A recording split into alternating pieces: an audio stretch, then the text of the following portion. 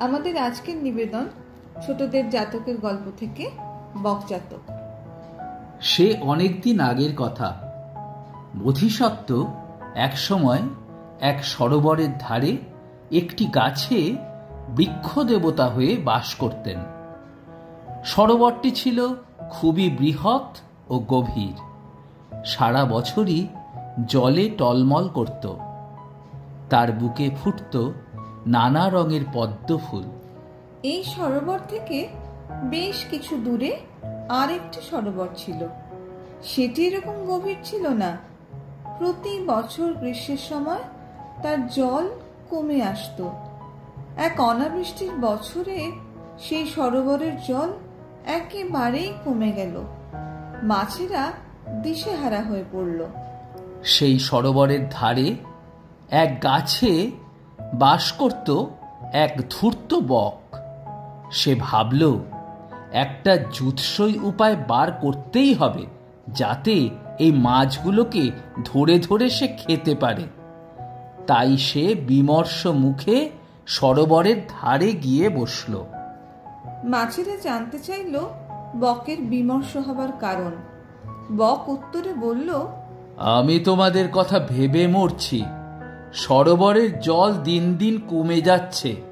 কদিনের মধ্যে জল তলানিতে ঠেকবে। তখন তোমাদের কি দুর্দশা হবে।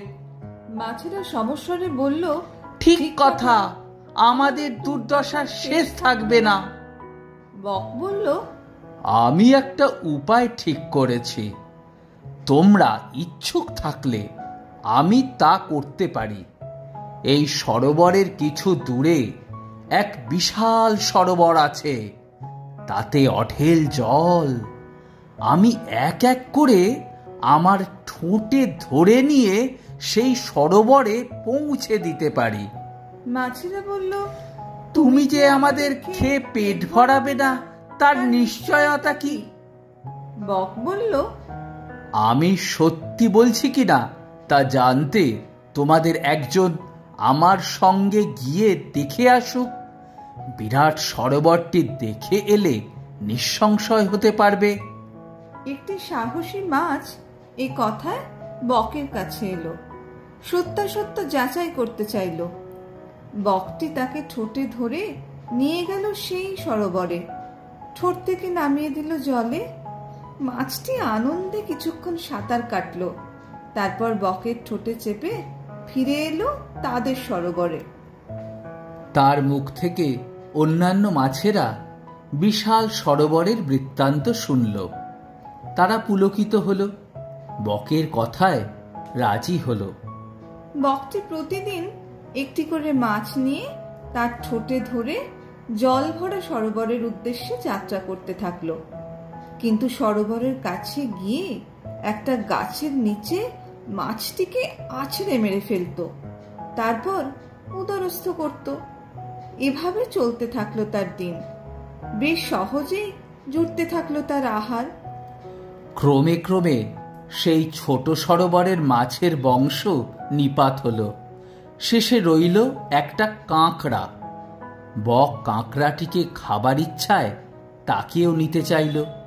কাঁকড়া বলল, আমাকে ঠোঁটে করে কি করে নেবে? আমার মসৃণ দেহ তোমার ঠোঁট থেকে পিছলে যেতে পারে। তার চেয়ে আমি তোমার গলা দাঁড়া দুটো দিয়ে জড়িয়ে ধরি, তুমি আমাকে নিয়ে উড়ে চলো। বক সেভাবেই কাঁকড়াটিকে নিয়ে উড়ে এলো সরোবরের কাছে সেই গাছটির নিচে। কাঁকড়া দেখল গাছের নিচে সেখানে ছড়িয়ে আছে অসংখ্য মাছের কাঁটা। কাঁকড়াটি এক মুহূর্তে বুঝতে পারল বকের অভিপ্রায়।